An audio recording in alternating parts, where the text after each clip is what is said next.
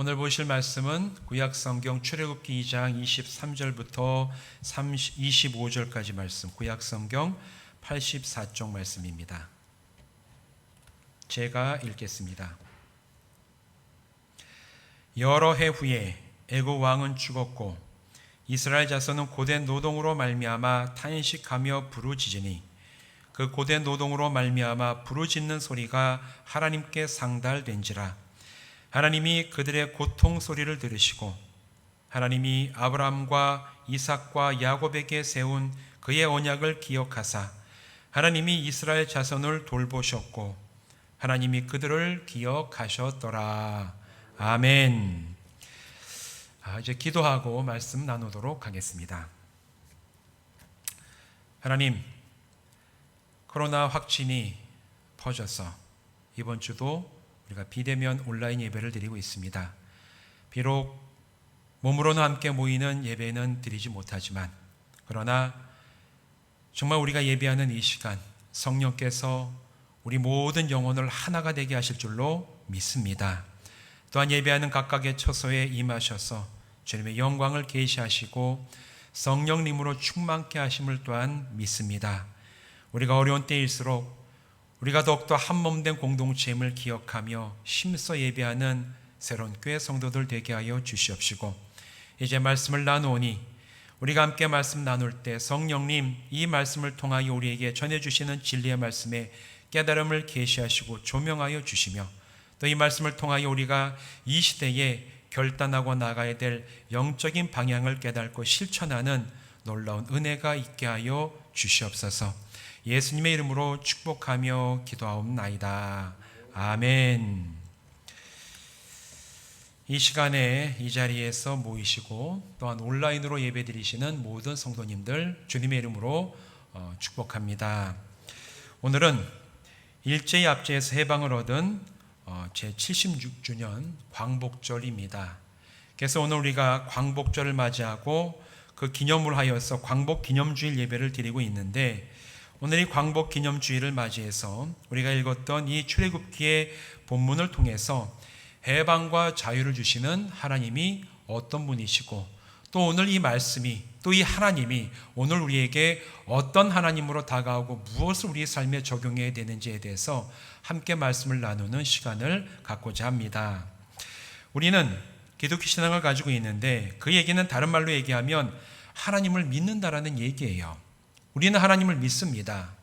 창세기에서 모든 우주 만물을 창조하신 창조주 하나님으로부터 시작하여서 요한계시록에서 심판의 주이신 하나님에 이르기까지 성경이 증언하는 삼위일체 하나님이 우리가 믿는 하나님이세요. 성경이 증언하고 있는 하나님이 우리가 믿는 하나님입니다. 그런데 이 창세기에서 요한계시록까지 여러 하나님에 대한 이야기가 증언되고 있는데 그 사이에 하나님에 대해서 또 다른 굉장히 중요한 증언이 성경 가운데 기록이 되어 있어요. 바로 해방과 자유를 주시는 하나님에 대한 증언의 말씀입니다. 오늘 우리가 읽은 이 본문 말씀 출애굽기 2장 23절에서 25절까지의 이 본문은 해방과 자유를 주시는 하나님에 대한 그 시작에 대한 이야기를 이 출애굽기가 싣고 있습니다. 창세기를 쭉 읽어 나가다 보면 창세기 마지막 부분이 되면 이제 야곱의 얘기가 나오고 또 야곱의 이야기 중에서도 특별히 그 자손 중에서 꿈꾸는 자 요셉의 이야기가 나오죠. 그래서 이 요셉이 여러 가지 사건을 통해서 애굽에 팔려갔다가 나중에는 애굽의 총리가 되고 그 요셉을 통해서 7년의 풍년과 큰 이제 흉년을 지나가도록 그들이 애굽이 망하지 않도록 어떤 조치를 취했는지 그 이야기가 나오고 맨 마지막에 가면 야곱과 그의 자식들과 모든 자손들이 애굽으로 이주해 가는 그런 이야기가 창세기 마지막 부분에 나와요. 그런데 그로부터 430년이 지나면서 애굽의 왕조가 바뀝니다. 왕조가 여러 번 바뀌면서 요셉이 애굽에 행했던 놀라운 어떤 기적과 같은 그런 일들이 다 애굽 사람들에게서 잊혀지게 되고 그리고 이스라엘 자손들은 노예가 되어서 애굽의 토목공사에 동원되어 극심한 압제와 고난을 당하고 있었다는 것이 출애굽기가 시작된 역사적인 배경이에요. 이스라엘 민족들이 어떤 토목공사에 동원이 되었냐 하면 지금도 애굽이라고 얘기하는 이집트에 가면 꼭 관광을 하게 되는 이제 관광 명소가 있죠. 스핑크스도 있고 피라미드도 있어요. 그 피라미드를 짓는데 이 애굽으로 이주했던 이스라엘 자손들이 동원이 되어서 혹독하게 노동을 하면서 노예처럼 부림을 당하고 아주 고난과 압제를 당하고 있었습니다.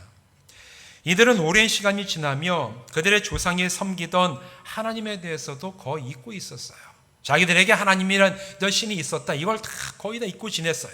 그런데 이 이스라엘 자손들에게 고난과 압제가 극심해지자 마침내 그들은 조상들이 섬기던 하나님을 기억해냅니다. 그리고 자기들은 잘 알지는 못했지만 그럼에도 이스라엘 자손들은 하나님께 탄식하고 부르짖습니다. 자기들이 당했던 이 압제와 고통과 자기들이 얼마나 어려움에 처해 있는지를 정말 부르짖으며 하나님 앞에 탄식했어요. 그런데 그들의 탄식과 부르짖음에 대해서 하나님께서 반응을 하십니다. 오늘 읽은 이 말씀 24절과 25절을 보면 하나님께서 어떤 반응을 보이셨는지를 구체적으로 명시를 하고 있어요. 이렇게 얘기하고 있죠. 하나님이 그들의 고통 소리를 들으시고 하나님이 아브라함과 이삭과 야곱에게 세운 그 언약을 기억하사 하나님이 이스라엘 자손을 돌보셨고 하나님이 그들을 기억하셨더라. 하나님이 4번에 걸쳐서 기억하시고 소리를 들으시고 기억하시고 또 돌보시고 기억하셨다. 하나님이란 주어를 4번이나 반복을 하면서 하나님께서 직접적으로 이스라엘이 당하던 그 고난과 그들이 하나님께 부르짖던 그 소리에 반응을 하셨다는 것을 분명하게 기록을 하고 있습니다. 하나님께서 들으시고 기억하시고 돌보시고 기억하셨다. 이렇게 기록을 하고 있어요. 그런데 요 구절만 읽으면 이것이 어떤 의미인지 오늘 우리에게는 금방 피부로 와닿지는 않습니다. 하지만 이 히브리어 원어를 쭉 살펴보면 들으시고 기억하신다는 그 말, 그 뜻에는 어떤 의미가 있냐면 아이를 키우는 엄마가 아이의 울음소리를 듣고 그 울음소리에 반응하고 행동하는 그런 의미가 들어있는 것이 듣고 기억하셨다라는 그 단어의 뜻이에요. 여러분, 아이를 키워보신 부모들은 다 아실 것입니다. 어린아이 갓난아기를 낳아서 때로는 일하러 나가시고 아니면 집안에서 두었다가도 아이가 막 가만히 있을 때는 어른들이 각자 일들을 다 하다가도 아이가 갑자기 깽깽거리면서 울기 시작하면 여러분 그 엄마의 마음이 어떻습니까? 들었다라는 얘기는 지금 애가 우는구나. 지금 우는구나. 이렇게 엄마들이 이렇게 듣는 엄마들은 정상이 아니죠. 아이가 울음소리를 막 내기 시작하면 엄마는 어떤 바쁜 일을 하다가도 그 울음소리에 금방 반응을 합니다. 그래서 가서 이 어이가 왜 우는지, 이 어린아이가, 나의 아기가 도대체 뭐가 필요한지를 막 살피는 그런 반응을 보이는 게 아기를 키우는 부모, 특별히 엄마의 본능과도 같은 그런 반응이에요. 하나님이 들으시고 기억하셨다라는 그 단어의 원뜻이 이런 의미가 있다라는 거예요. 아이의 울음소리에 반응하는 엄마처럼 이스라엘 백성들이 탄식하며 고통 중에 부르짖을 때 하나님께서 이게 무슨 일이냐 돌아보시고 이들에게 필요한 것이 무엇인지를 살피기 시작하셨다는 그 의미가 오늘 읽은 24절 말씀의 원뜻입니다. 그렇다면 하나님께서 무슨 반응을 보이시며 어떤 행동을 하셨습니까? 25절 보면 돌보시고 기억하셨다 이렇게 얘기를 하고 있지요. 하나님께서 이스라엘 상황을 직접 살펴보시고 이들이 얼마나 고통을 당하고 이들이 지금 처해 있는 상황이 얼마나 불합리하고 불의하고 하나님께서 원래 주셨던 그 목적에 어긋나 있는지를 하나님께서 직접 구부려 보시고 살펴보셨다라는 얘기예요. 그리고 나서 하나님께서 그들이 처해 있는 고통과 고난을 긍휼히 여기기 시작하셨다라는 말씀이 25절 마지막 하나님이 그들을 기억하셨더라. 이 짧은 한 구절이 가지고 있는 히브리어 원뜻이에요. 하나님께서 그들을 긍휼히 여기기 시작하셨더라. 하나님이 그런 일을 하셨습니다. 이것이 출애굽 사건의 시작이었어요. 울부짖고 고통 중에 정말 하나님께 부르짖는 그 사람들의 소리를 들으시고, 이들이 지금 어떤 상황에 있는지를 그냥 보시고, 이들이 지금 처해 있는 고통이 얼마나 큰지를 살펴보신 다음에 하나님께서 그들을 불쌍히 여기기 시작하셨다는 것이 출애굽 사건의 시작이었어요. 그리고 이어지는 이 출애굽기의 쭉 이야기를 통해서 마침내 하나님께서 그들에게 해방과 자유를 주셨다라고 성경은 증언하고 있습니다. 광복 76주년을 맞는 우리에게도 오늘 이 본문은 굉장히 중요하게 다가옵니다. 우리 믿음의 선배들이 오늘 이 본문 말씀을 읽을 때 이 본문에서 발견한 게 있기 때문에 그래요. 무엇을 발견했냐 하면, 우리 믿음의 선배들, 정말 일제 탄압기 속에서 신앙생활을 하고 고통 중에 있었던 우리 믿음의 선배들은 일제 혹독한 탄압 아래 살아가던 우리 민족의 모습을 오늘 이 본문 말씀에서 발견을 했습니다. 또한 고난의 부르짖음에 응답하시는 하나님을 또한 이 말씀 가운데 발견을 했어요. 그래서 이 본문 말씀은 우리 민족에게도 굉장히 의미가 있고 크게 다가오는 그런 말씀이에요. 일제치하 36년 동안 조선 총독부는 이 땅의 종교들을 박해했어요.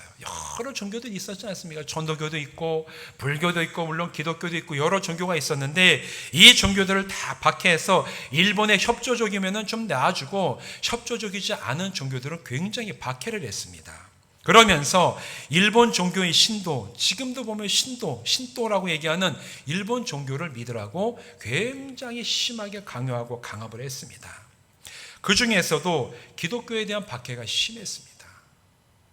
그럴 수밖에 없었던 것이, 그 당시 교회와 성도들의 숫자는 많지 않았어요. 지금 교회사 쭉 보면은 일제치하에 한국에 있는 교회와 성도들의 이제 인구 비인구에 따른 그 숫자를 보면 1.6%, 1%가 채 안 되는 숫자가 그 시대에 기독교인들의 숫자였습니다. 1%도 안 됐어요.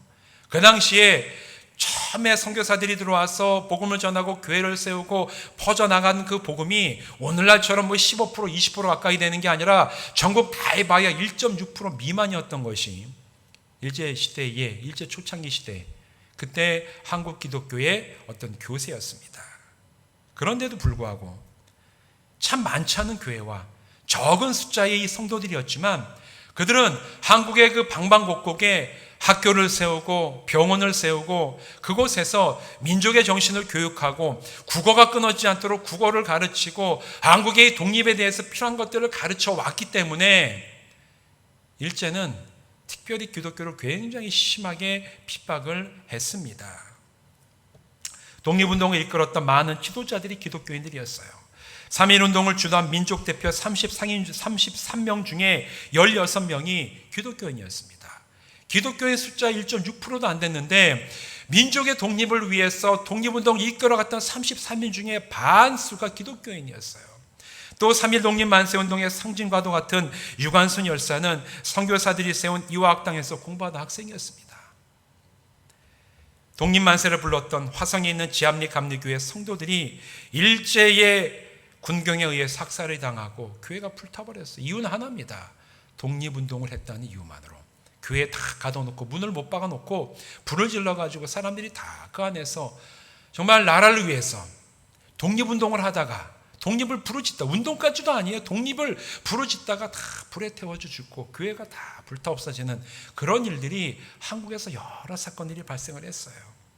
이후에 일제는 교회에서 예배 드릴 때에도 국어가 아니라 일본어를 사용하도록 굉장히 심하게 박해를 했습니다. 여러분, 지금 우리가 한국말, 우리 국어를 가지고 성경을 읽고 우리 국어를 가지고 설교를 전하는 게 일제시대에는 이게 눈치를 봐야 되고 이게 자연스럽지가 않았어요. 일제 경찰들이 다 뒤에 와서 한국어를 쓰는지, 한국어로 성경을 보는지, 한국어로 예배를 드리는지 다 감시를 하면서 박해하고 못하게 방해하던 그런 일들이 일어났습니다. 교회 안에 십자가 옆에 일본 신사를 세워놨어요. 그 당시에 교회 사진들을 보면 의무적으로 십자가 옆에 일본 신사를 세워놓고 예배드리기 전에 신사에 절을 하지 않으면 예배를 드리지 못하게 했던 게 그 당시에 교회가 처해 있었던 굉장히 어려운 상황이었습니다. 그래서 일제시대에 많은 기독교인들이 우상 숭배를 하지 않기 위해서 신사 참배를 거부하고 박해를 당하고 만주로 이주하고 그리고 때로는 순교하는 일들이 교회 안에서 일어났던 거예요. 그리고 일제가 했던 일 중에 또 한 가지가 뭐였냐면 교회 안에 들어와서 성도들의 성경을 다 압수해가지고 칼로 다 찢었습니다. 뭘 찢었냐면 성경 가운데 확 잘라서 구약 성경을 다 찢어서 가지고 가서 불에 태워버렸어요. 교회 안에서는 신약만 읽도록 했습니다. 신약만 읽고 신약에서 얘기하는 천국에 대한 얘기만 해야지 구약은 읽어서도 안 됐고 구약을 설교해서도 안 되고 구약 가지고 어떤 묵상을 해도 안 되는 게 일제시대에 조선총독부 일본이 한국교회에 가했던 큰 박해 중에 하나였어요. 여러분 왜 그랬는 줄 아세요? 압제 아래에 이스라엘 이야기, 압제를 받던 애굽의 압제를 받고 바벨론의 포로가 되어갔던 그 이스라엘의 이야기, 그리고 그 민족을 위해서 선지자들이 또 이 구약의 이야기들이 민족을 위해서 기도하고 민족의 독립을 위해서, 해방을 위해서, 자유를 위해서 간구한 그 모든 이야기들이 한국에 있는 성도들에게는 우리 민족의 이야기로 다가왔고, 또 이런 고통과 박해 가운데 부르짖는 소리에 응답하셨던 하나님의 그 응답이, 또한 출애굽의 이야기가, 또한 박해당하는 자들을 위해서 하나님이 구원을 베푸시는 이야기들이 단지 이스라엘 민족의 이야기가 아니라 오늘 일본 아래에서 박해당하던 우리 민족의 이야기였기 때문에, 그래서 일본은 구약을 읽지 못하게 했고 성경을 찢어가게 했고 구약을 가지고 설교를 못하게 만들었어요. 이 성경 이야기가 우리 이야기로 다가왔기 때문에 그랬던 겁니다. 하나님이 그래서 이스라엘의 해방과 자유를 주셨던 것처럼 우리도 하나님께 간구하고 부르짖을 때 우리에게 반드시 해방과 자유를 주실 거라는 그 믿음이 한국의 성도들의 마음속에 뿌리 내리기 시작했기 때문에 그래요. 이런 믿음을 품고 일제시대 내내 이 땅의 성도들은 이 나라 민족의 자주 독립을 위해서 기도하며 간구했습니다. 찬송을 부르며 예배하고 견뎌냈어요. 쭉 한국교회사 읽어 내려가면 교회에 모여가지고 그런 찬송과 그런 기도를 할 수 없기 때문에 성도들이 이 교회에서는 일본어로 예배를 드린 다음에 밤이 되면 다 산에 올라가서 모여서 한국말로 기도하고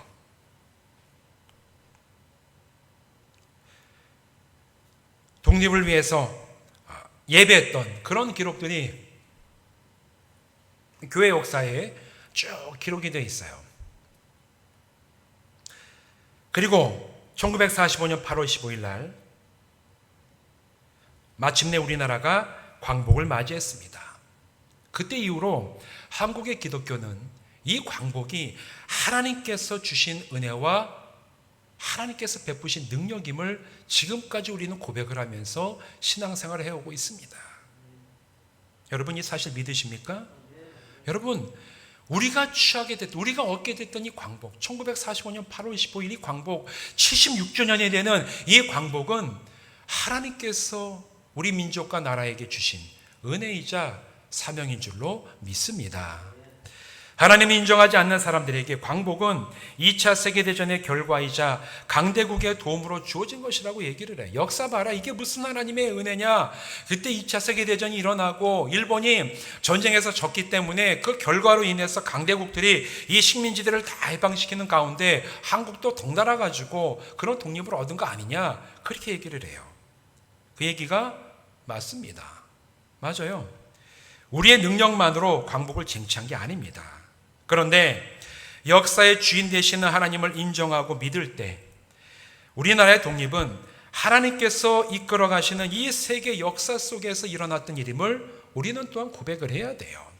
역사의 주인이 하나님이시기 때문에 이 나라와 강대국들이 여러 가지 일들과 전쟁이 일어나고 여러 가지 일들이 벌어지는 가운데 우리가 독립을 얻은 건 맞지만, 그렇기 때문에 이게 무슨 세상의 어떤 이 강대국들의 결과로만 얻은 것이 아니라 이 세상 역사의, 세계 역사의 주인 되시는 하나님께서 허락하시고 일으켜 가시는 일이었음을 우리는 또한 믿음으로 바라보며 고백할 수가 있습니다.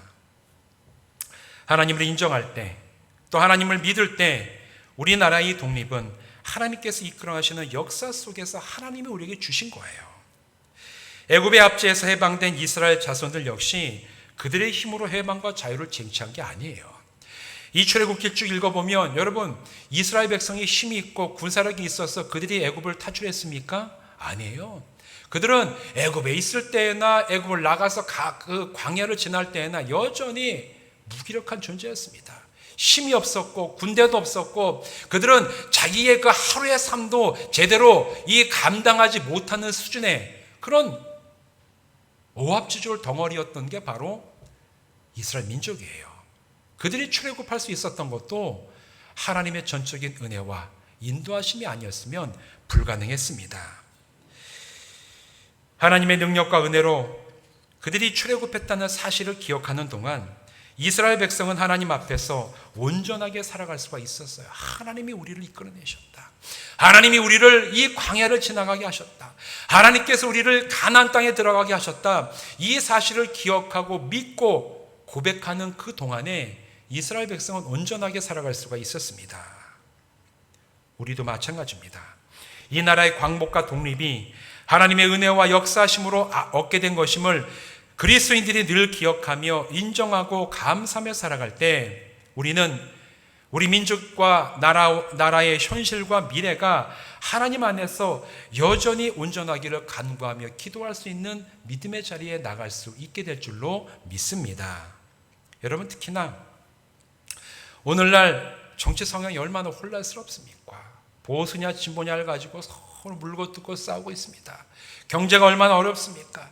지금 전 세계적으로 이 코로나 때문에 얼마나 많은 일상의 삶이 막혀 있고 예배하는 것조차 모이기가 힘들어 있는 이 시대에 우리에게 있어서 이 세상의 역사는 하나님께서 이끌어 가시는 역사임을 온전하게 믿고 고백하는 믿음이 더욱 필요한 때인 줄로 믿습니다. 이런 믿음이 오늘 우리에게 필요해요. 하나님, 좌나 우나 너무나 대립되어 있고 북한과 한국의 남한의 문제가 복잡하고 전 세계 정치 역학이 너무나 힘들게 막 돌아가는 걸 보면 이 세상에 무슨 희망이 있을까? 눈으로 보기에는 희망이 없어 보여요. 기후위기는 오고 산불이 나고 반대쪽에서는 굉장히 홍수가 나고 가뭄 때문에 죽어가고 엉망진창인 그런 모습들이 우리 신문과 인터넷에서 얼마나 많이 봅니까? 들려오는 얘기만 보면 이거 진짜 앞으로 어떻게 살아갈지 참 막막해요. 그러나 그리스도인들은 그러면 안 돼요. 눈에 보이는 것은 그렇게 보이지만 그러나 우리는 하나님께서 이 세상의 모든 역사의 주인이심을 믿고 고백할 때 하나님 안에서 우리는 평안을 지키고 안식을 얻을 수가 있습니다. 정치가 우리를 바꿔주는 거, 어떤 특별한 정치인들이 나와가지고 우리를 구원해주는 것이 아니라 여전히 세상이 흘러가는 그 모든 주인이 하나님이시기 때문에 우리나라와 민족도 하나님이 이끌어 가시며 주님의 뜻에 합당하게 열어가실 줄로 믿습니다라는 고백, 오늘 특별히 우리에게 더욱더 필요한 믿음이자 고백인 줄로 믿습니다. 이 믿음을 가지고 76주년 광복을 얻은 이때에 또한 여전히 변함없이 나라 민족을 위해서 하나님 앞에 기도하는 성도들 되시기를 주님의 이름으로 축원드립니다. 어떤 사람들은 이렇게 얘기를 해요.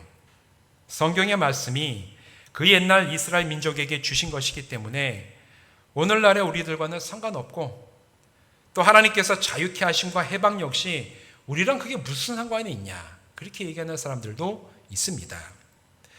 사실 우리는 성경에서 얘기하는 이스라엘 민족과는 혈통적으로나 지리 문화적으로는 상관이 없죠. 문화적으로도 그렇고 역사적으로 시간도 굉장히 많이 떨어져 있고 인종도 유대인과 우리나라가 얼마나 인종적인 연관성이 있겠습니까? 그러나 성경은 우리가 예수 그리스도를 믿는 믿음 안에서, 내가 예수 그리스도 안에서 복음을 통하여 하나님의 자녀가 되었다면 아브라함에게 주신 약속을 이어받는 자라고 분명하게 선포를 합니다. 혈통으로나 문화적으로나 지리적으로 우리가 연관이 있기 때문에 아브라함의 자손이 아니라 우리가 그리스도의 복음 안에서 하나님의 자녀가 되었다면 너희는 바로 아브라함의 자손이요 아브라함에게 주신 그 약속의 유업을 받을 자라고 얘기를 하고 있어요. 갈라디아서 3장 28절과 29절의 말씀입니다. 너희는 유대인이나 헬라인이나 종이나 자유인이나 남자나 여자나 다 그리스도 예수 안에서 하나이니라. 너희가 그리스도의 것이면 곧 아브라함의 자손이요 약속대로 유업을 이을 자니라. 여기에는 인종적인 연관성, 지리 문화적인 연관성은 없어요. 단 하나, 너희가 그리스도 안에서 하나님의 것이 되었다면, 복음 안에서 너희가 하나님의 자녀가 되었다면, 너희가 이제 하나님께서 아브라함에게 주신 그 약속의 유업을 이룰 자다. 하나님의 자손. 출애굽에서 나오는 이 모든 사건이 일어난 하나님의 자손이 되었다라고 성경은 우리에게 얘기해 주고 있습니다. 따라서 이 말씀을 확신하기 때문에 이스라엘을 해방시키신 하나님은 우리의 하나님이시며 우리의 탄식과 기도에 응답하시는 하나님이신 줄로 믿습니다. 당연히 우리는 하나님께 해방과 자유를 간구할 수 있어요. 지금도 우리는 할 수 있습니다.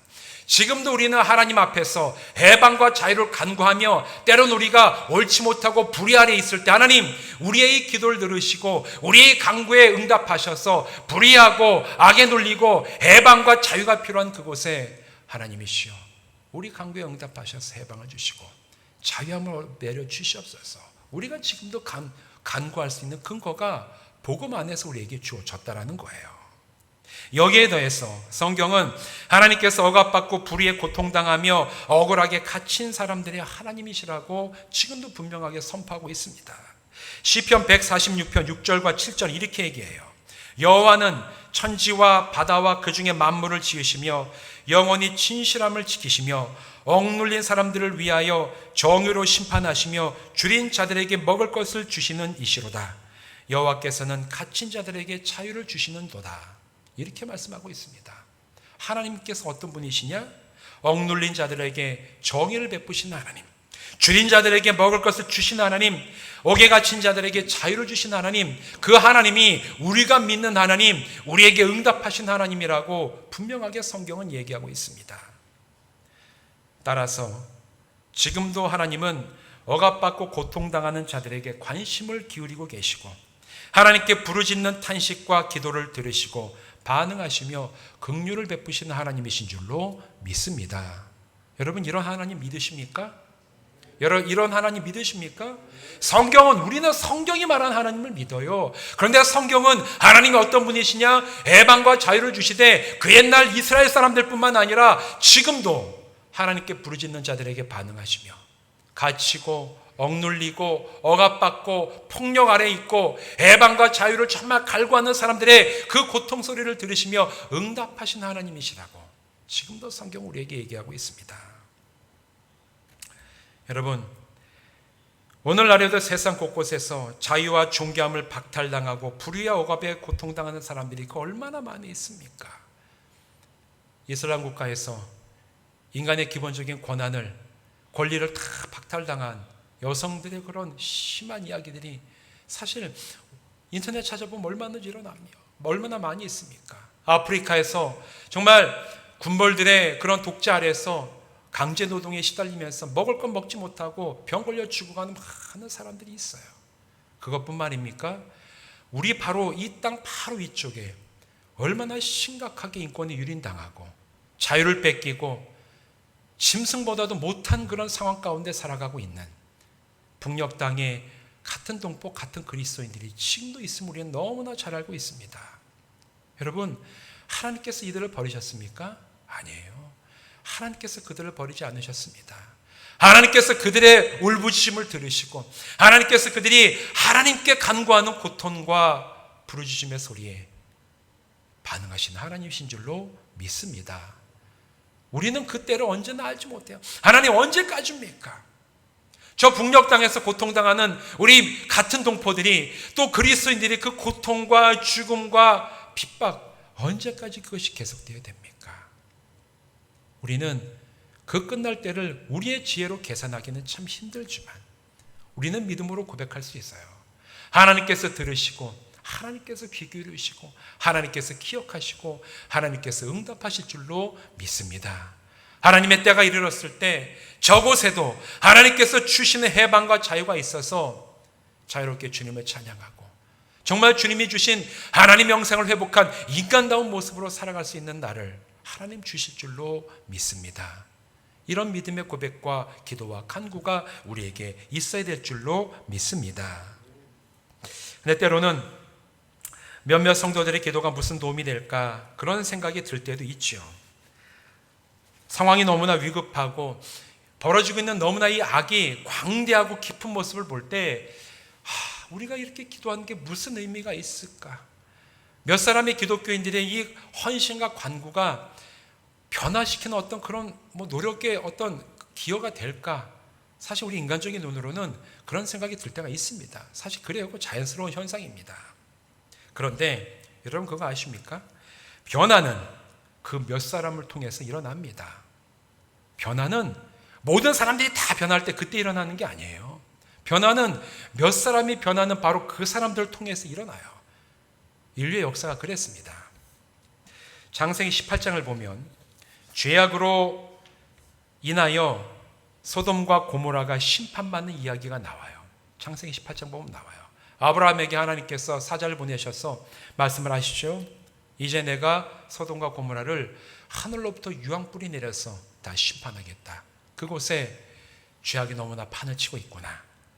그런 하나님의 심판의 결정에 대해서 들은 아브라함은 하나님의 사자에게 간구를 하죠.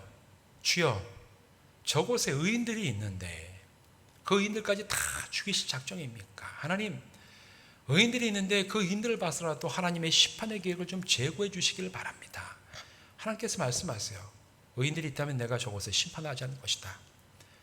아브라함이 얘기하죠. 주여, 제가 얘기하겠습니다. 참 간구한 50인이 있다면 하나님께서 심판하시겠습니까? 하지 않겠다. 50인부터 시작해서 쭉 내려갑니다. 그리고 마지막 창세기 18장 32절에서 이렇게 아브라함이 얘기를 합니다. 아브라함이 또 이르되 주는 노하지 마옵소서. 내가 이번만 더 아뢰리이다.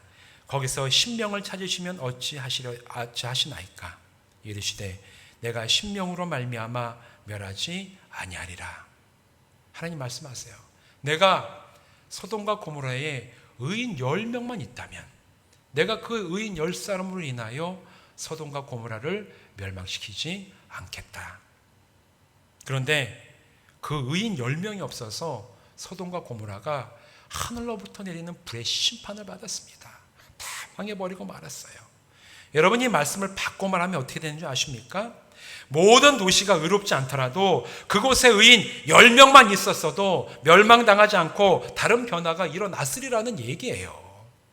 10명만 있더라도 모든 저 시민들의 3분의 1, 2분의 1 이렇게까지 많은 숫자가 아니라 소돔과 고모라에 단 의인 10명만 있더라도 그곳이 심판받지 않고 하나님께서 다른 계획을 가지고 이끌어 가시는 변화를 받을 수 있었다라는 얘기입니다. 소수의 기독교인들이 이 땅의 독립을 위해 하나님께 부르짖고 기도했던 그 소리를 들으시고 하나님께서 이 땅의 해방과 자유를 허락하셨어요. 다수가 아니었습니다. 민족의 구성원이 보면 그 당시에 국민 구성원의 2%가 채 안 되는 사람들이 하나님 앞에 부르짖고 간구하고 하나님께 기도했을 때 그 기도에 응답하신 게 하나님 아니십니까? 마찬가지로 오늘날 우리가 비록 적은 무리일지라도 출애굽을 허락하신 하나님, 우리에게 광복을 주신 하나님을 기억하고 감사하며 이 땅에 필요한 또 다른 해방과 자유를 위해서 하나님께 기도할 때 하나님이 우리의 기도에 응답하실 줄로 믿습니다. 여러분, 이제 우리가 그 10명이 되어야 돼요. 소돔과 고모라가 10명이 없어서 망해버리고 말았지만 주님, 이 땅에는 10명이 있습니다.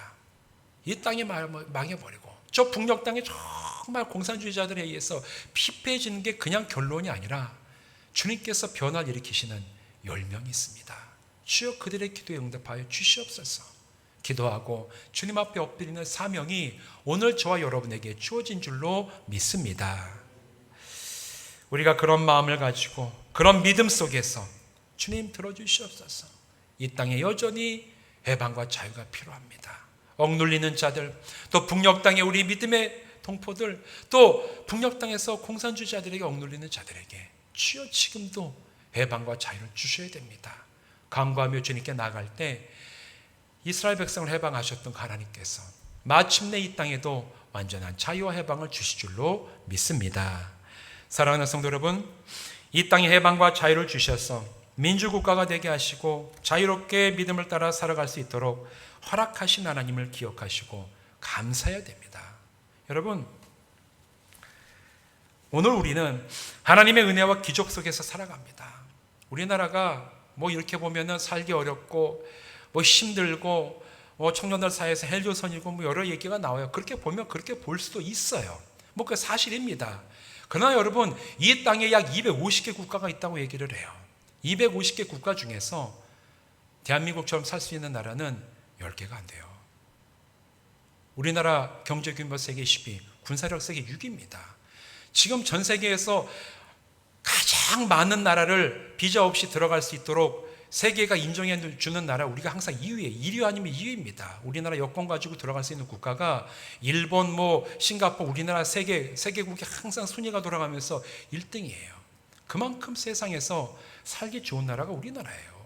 내 안에서 내가 있는 그곳에 나보다 많이 가지고 나보다 잘 살고 나보다 더 괜찮아 보이는 그런 사람 보면서 비교하면서 나는 없고 나는 안 되고 나는 이게 없고 그런 시각을 가지고 살아가는 게 아니라 이 지구를 보십시오. 250개 국가 중에 절반은 하루끼리 한두 끼 먹고 살아가는 나라고, 그 중에 우리처럼 정상적으로 공부하고 민주국가에서 내가 할 수 있는 얘기를 하고 자유롭게 신앙생활을 하고 내 정치가를, 나의 정치 주자를 내 손으로 뽑을 수 있는 나라는 많지 않습니다. 이 나라가 어떻게 됐습니까? 하나님의 은혜 가운데 이 나라가 이루어진 줄로 믿습니다. 우리는 이 땅에서 부족한 것을 바꾸고 개혁하고 우리는 그렇게 혁신해 나가는 거 우리의 사명이에요. 그러나 기본적으로 우리에게 필요한 것은 하나님 감사합니다. 일제어갑에서도 하나님 해방시키셨고 6.25 전쟁 중에 이 땅이 완전히 초토화된 이후에도 하나님 이 땅을 회복시키셔서 오늘까지 오게 하셨사오니 주여 감사합니다. 이런 고백을 가지고 하나님 앞에 서는 것이 믿는 우리들이 하나님 앞에 드려야 될 가장 기본적인 감사와 기본이 될 줄로 믿습니다. 여기에서 더 나아가 여전히 압제와 고통 중에 있는 다른 이들, 특히 북녘의 우리 동포들 위해서 기도하는 것이 우리에게 주어진 사명이에요. 내가 이르면 이스라엘을 해방시켰던 그 하나님께서, 또 이 땅에 광복을 하셨던 그 하나님께서 억눌린 자들에게 북녘 땅에도 해방과 자유를 주실 줄로 믿습니다. 이 믿음 위에서 우리에게 주신 이 해방과 자유를 감사하며 누리고 또 다른 이들을 위해서 간구하면서 우리에게 주신 이 사명을 끝까지 지켜나가는 새로운 교회 성도들 되시기를 주님의 이름으로 축원드립니다. 기도하시겠습니다. 하나님, 이 나라가 36년 동안 일제하에서 하나님을 제대로 자유롭게 믿지도 못했고 우상 숭배를 강요당하고 우리의 말과 글을 다 빼앗기고 정치적으로 억압했던 이 나라를 하나님 해방시켜 주신 것 감사를 드립니다. 그 이후에도 유교의 극심한 전쟁 속에서도 정말 모든 것이 다 무너진 나라를 다시 세워주셔서 민주국가가 되게 하시고 경제적으로 번영하게 하시고 세계적으로 손꼽히는 잘 사는 나라가 되게 하신 것도 주여 감사를 드립니다. 하나님, 이제 믿는 우리에게 주신 사명이 무엇인지를 다시 돌아보게 하여 주셔서 먼저는 우리가 하나님 앞에서 감사함으로 서는 저희들 되게 하여 주시옵시고 또 여전히 우리에게 개혁하고 바꿔나가야 될 것들을 우리가 힘써서 바꾸고 새롭게 할 수 있는 그런 힘과 지혜도 허락하여 주시옵시고 무엇보다도 여전히 억눌리고 자유를 빼앗기고 하나님이 주신 존엄함을 잃은 채 신음하고 고통당하고 있는 이 세계 많은 사람들, 특별히 북녘의 동포들을 위해서 기도하면서 주님이 주신 이 믿음의 사명을 잘 감당하는 새로운 교회들 성도들 되게 하여 주시옵소서.